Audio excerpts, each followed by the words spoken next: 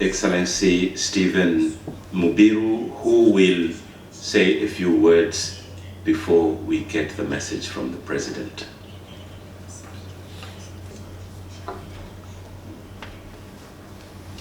Thank you very much, Chair. I want very much to thank you for causing this symposium to happen today. My major task is to invite the President to address this symposium and address the world.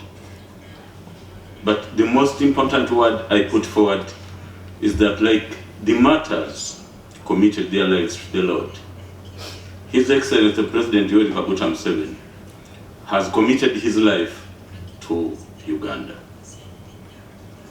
We thank him for the total development of the country, majorly peace and development.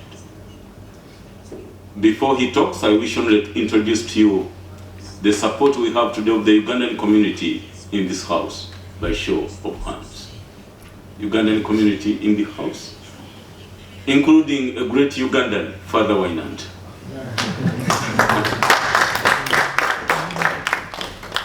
I also wish to introduce Her Excellency the Ambassador to Italy, who has come to be with us today, Ambassador Natiok. With that said, I hereby invite the big man that I cannot define, but his actions have defined himself to the commitment of the country of Uganda to address this symposium.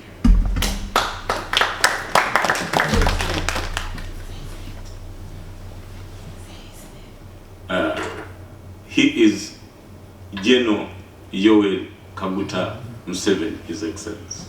Thank you very much.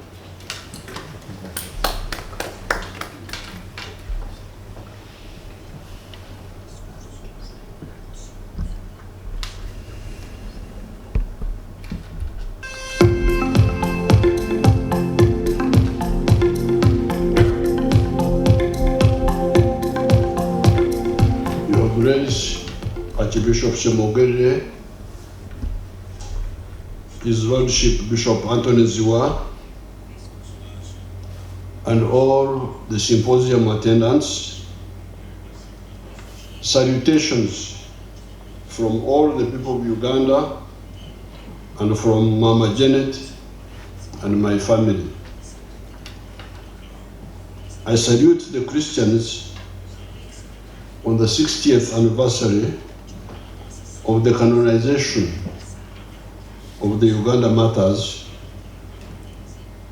I always amuse our young people by telling them that what they call history, I call current affairs, because in most cases, I was present when those events were happening.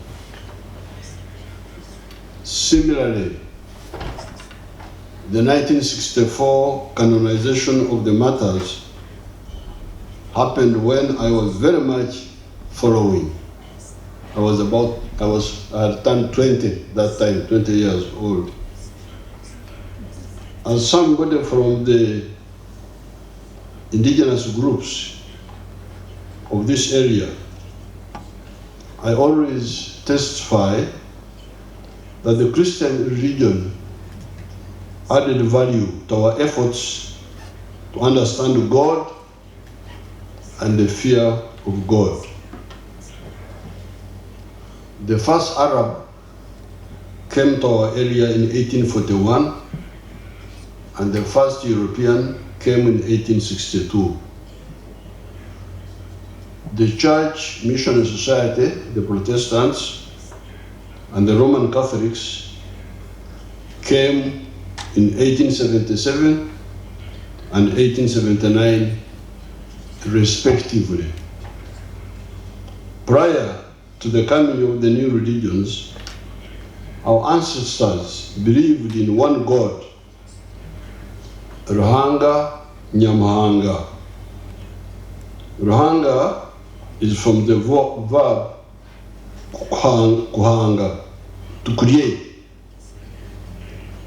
hence is the creator. They also believed in ancestral spirits and Zimu. It is therefore not true that we do not believe in God. If you take the Banyankwele Bahoro, for instance, they were a rules-based society with a lot of agricultural, pastoral, fisheries, and artisan economy. There were rules as to how you ate, how you talked, how you created wealth, how you married, etc., etc. However, Christianity and the Christian preachers added value to our lives. First of all, the missionaries brought more scientific knowledge from Europe about the microbes. Louis Pasteur, which had discovered sometime just before, that enabled us to reduce the disease burden. Example, the Banyankwele Bahoro used to drink milk without boiling it, unaware that it may contain microscopic organisms that may cause disease. The Christian preachers informed us about the importance of boiling the milk.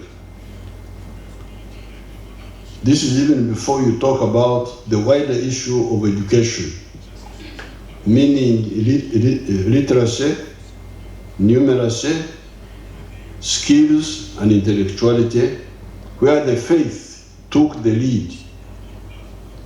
Indeed, for most of the colonial time, the schools were being built by the faith.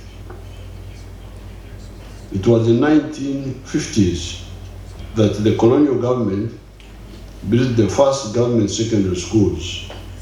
These are schools like Ntare, Sir Samuel Baker, Tesokole Jaloet, etc., on top of Makerere University College that had been started in the 1920s.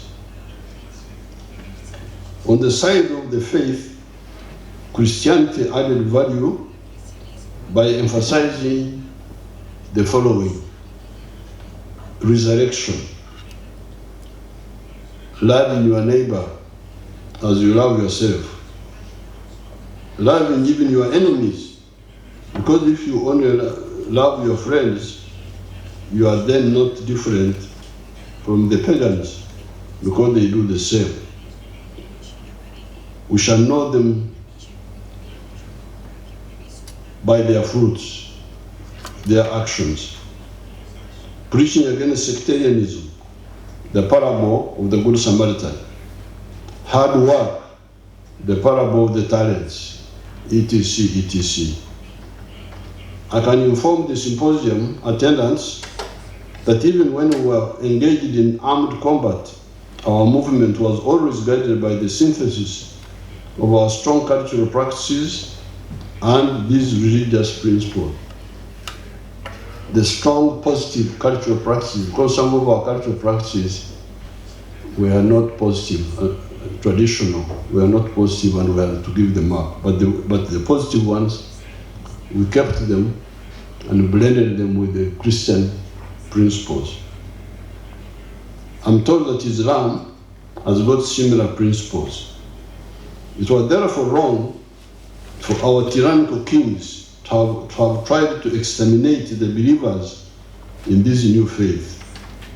History proved them wrong. We have continued to fine-tune these messages according to our own understanding. We, for instance, rejected and have fought the mistaken positions of the interdenominational rivalries and hostilities that were partly responsible for the chaos in Uganda, not to forget the problems they had created in Europe earlier on. Where do you put the parable of the Good Samaritan if you believe in denominational sectarianism? I salute the themes of the symposium, such as neither damage nature nor worship it, This is part of the very addition because some of our ancestral believers worshipped mountains and rocks and so on. Connection between social issues and environmental issues, etc. These are the themes I have seen that your symposium is going to discuss. I salute everybody, and blessed be the memory of the martyrs, past and present. Thank you very much.